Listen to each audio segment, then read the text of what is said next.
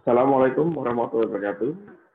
Jumpa kembali dengan saya, Yusuf Istanbul Sama, untuk mata kuliah hukum acara TTUN. Ya, kali ini kita sudah masuk ke pembahasan terkait dengan subjek hukum TTUN. Ya, menyambung pertemuan-pertemuan yang sebelumnya, untuk pembahasan hari ini kita akan membahas tentang subjek hukum TTUN dengan maksud agar kita semua mengetahui siapa saja yang menjadi subjek hukum. Jadi kemarin di awal kita sudah bicara tentang objek hukum TTUN dan kita melangkah ke subjek hukum TTUN. Nah, yang dimaksud dengan subjek hukum TTUN itu siapa? Dalam ketentuan pasal 1 angka 10 Undang-Undang PTUN, subjek hukum PTUN itu yang pertama, bisa orang perorangan, badan hukum privat yang terkena atau merasa kepentingannya dirugikan oleh keputusan tata usaha negara. Nah, sehingga subjek hukumnya sebenarnya ada dua. Yang pertama adalah bisa orang perorangan atau badan hukum. Kemudian yang kedua adalah badan atau pejabat tata usaha negara. Nah, dalam praktek, orang perorangan atau badan hukum ini bisa sebagai lebih banyak sebagai penggugat atau posisi sebagai penggugat atau turut tergugat intervensi. Ya. Sedangkan badan hukum atau pejabat tata usaha negara sebagai subjek hukum PTUN dalam ketentuan pasal 1 angka 12 adalah sebagai tergugat. Sehingga kita mengenal bahwa badan atau pejabat tata usaha negara adalah orang atau badan yang mengeluarkan keputusan tata usaha negara. Dalam konteks pejabat ini adalah bisa sebagai penerima atribusi, penerima digaji, atau penerima mandat. Atau juga orang perorangan atau badan hukum perdata bisa masuk dalam tergugat intervensi manakala berkaitan dengan surat keputusan tata usaha negara itu berkaitan dengan dirinya, orang baik itu orang perorang maupun badan hukum perdata. Nah, dan kita ketahui bahwa ada beberapa keputusan tun yang bukan merupakan objek sengketa. Ya. Dalam pasal 2 disebutkan bahwa keputusan tata usaha negara yang bukan objek sengketa itu pertama ketentuan katun tentang hukum perdata, katun yang bersifat umum, katun yang masih memerlukan persetujuan, katun yang didasarkan pada ketentuan KUHP, KUHAP atau peraturan lain yang bersifat pidana, atas dasar hasil pemeriksaan badan peradilan lain, katun yang merupakan meta usaha TNI, katun KPU, KPUD, dan hasil pemilu. Ini tidak dapat digugat karena bukan objek sengketa. Sedangkan katun dalam pasal 49 yang tidak dapat digugat adalah yang dikeluarkan dalam masa perang, keadaan bahaya, dan bencana alam.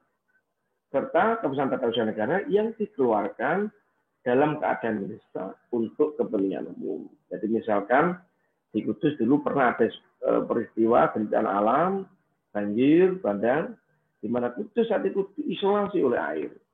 Sehingga untuk membuka akses jalan, diperlukan adanya tindakan mengeluarkan anggaran dari pemerintah yang di luar yang sudah dianggarkan untuk proses peninggian jalan.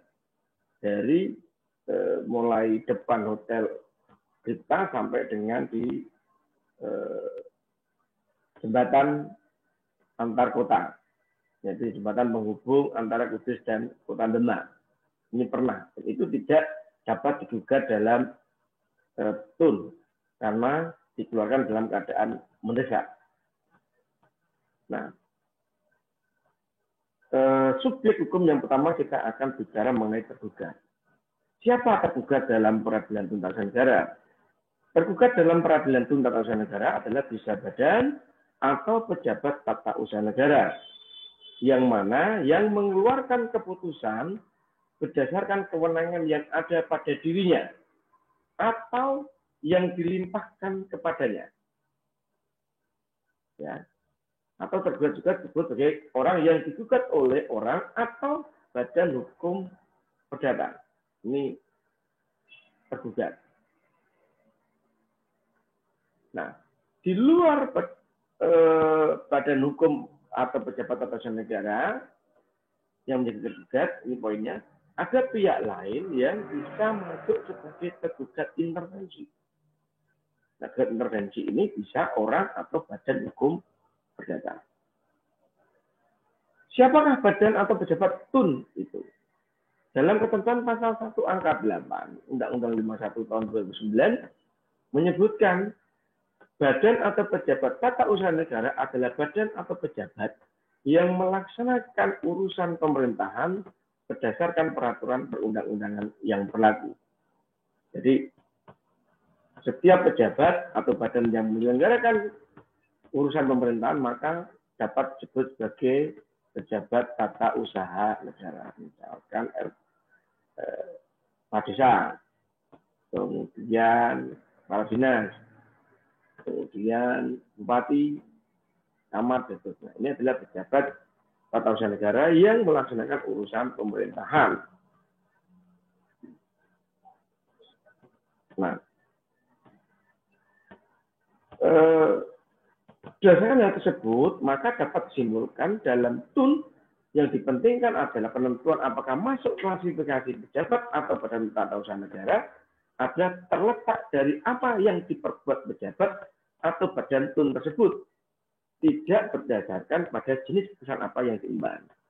Jadi misalkan kepala dinas perizinan, nah ini kan dia mempunyai kewenangan atau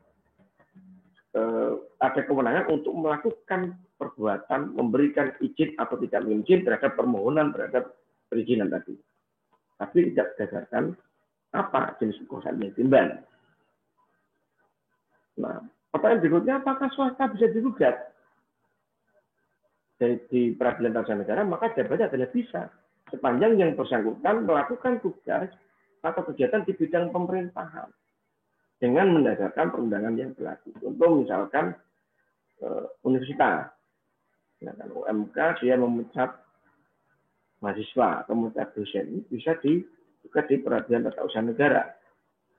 Atau misalkan BUMD, direktur BUMD atau Perusda dia memecat karyawan, ini bisa juga di peradilan tata usaha negara. Kenapa? Dia melaksanakan tugas pemerintahan. Nah, yang perlu menjadi kewaspadaan kita, yang perlu diketahui adalah bahwa ketika kita menggugat di peradilan tata usaha negara, maka jangan sekali-kali gugat orang. Jadi misalkan menggugat sub sebagai hidangan, tapi tergugatnya adalah misalkan bupati kabupaten itu, kepala dinas perizinan terpadu, ya kan, rektor UMK. Jadi bukan namanya siapa, kemudian misalkan kampus ya gugat rektor, maka namanya kemudian disebutkan Dr. Sudarsono atau Dr. Darsono selaku bukan. Jadi gugatannya adalah tergugat rektor Untas Muria Kudus yang beralamat di sana. Jadi tidak dibenarkan menuliskan nama pribadi pejabat dalam gugatan. Karena yang digugat bukan nama, melainkan adalah jabatannya. Ini perlu diingat. Siapa yang harus dijadikan tergugat? Dalam hal kesalahan menunjuk tergugat akan berakibat fatal perbuatan salah alamat.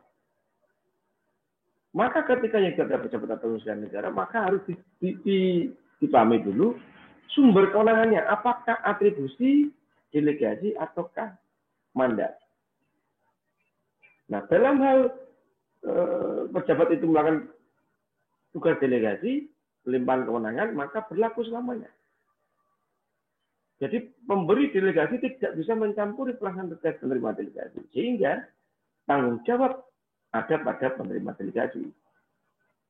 Jadi misalkan bupati menerima delegasi dari pemerintah pusat untuk menjalankan otonomi daerah, maka segala sesuatu yang dilaksanakan oleh bupati itu menjadi tanggung jawab bupati sebagai penerima delegasi.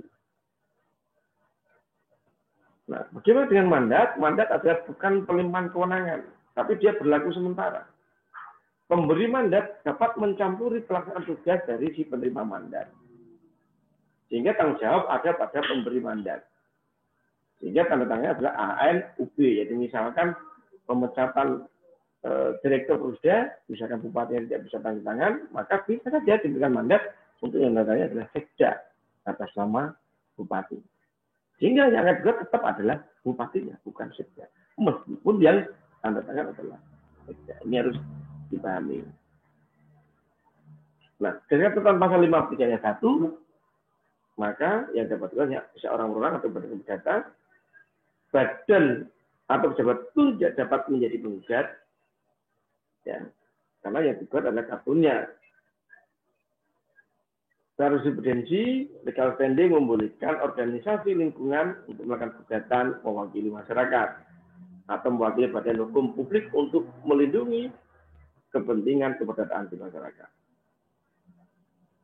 Nah, berdasarkan Undang-Undang Pasal 48 2028 tentang keterbukaan informasi publik memperluas kompetensi subjek penggugat. Jadi penggugat itu boleh badan hukum publik, ya, apabila menjadi penggugat dalam sengketa informasi publik di PT UN. Ya, saya kira itu. Jadi nanti kalau masih ada yang tidak jelas, kurang jelas, silakan ditanyakan langsung kepada kami, baik melalui komen di bawah ini atau dapat juga melalui WA atau email kepada kami. Sebenarnya mohon maaf atas kekurangan. Terima kasih atas perhatian. Sampai jumpa lagi untuk materi berikutnya. Assalamualaikum warahmatullahi wabarakatuh.